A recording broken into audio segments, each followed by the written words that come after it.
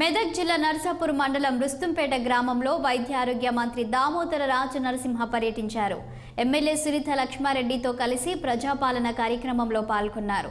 ప్రజల నుండి దరఖాస్తులు స్వీకరించిన దామోదర రాజనరసింహ గత ప్రభుత్వంలో ప్రజలతో సంబంధాలు తక్కువగా ఉండేవని, ఆన్లైన్ వ్యవస్థనే రాజ్యమేలిందని విమర్శించారు. కాంగ్రెస్ ప్రభుత్వం ఏర్పాటు చేసిన ప్రజాపాలన ద్వారా ప్రజలతో కలిసి ప్రజా వ్యవస్థకు అనుకూలంగా పాలన సాగిస్తున్నామని తెలిపారు. మరోవైపు సిరిసిల్ల జోన్లో ఉన్న నర్సాపూర్ నియోజకవర్గాన్ని చార్మినార్ జోన్లో కలపాలంటూ కోరారు ఎమ్మెల్యే సునీత లక్ష్మారెడ్డి. కార్యక్రమము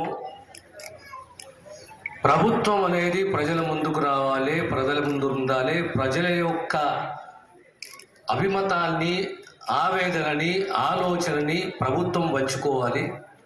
గత 9.5 సంవత్సరాలు సంబంధాలు తప్పుండే ప్రజలతోటి చాలా మటుకు ఆన్లైన్ ఉండే. ఆన్లైన్ వ్యవస్థ కొనసాగుతుంది, కానీ మనం కూడా ప్రజల ముందు పోవాలి. వాళ్ళకి ఇచ్చిన వాగ్దానాలు ఏంటియో దరఖాస్తు రూపంలో స్వీకరించాలి.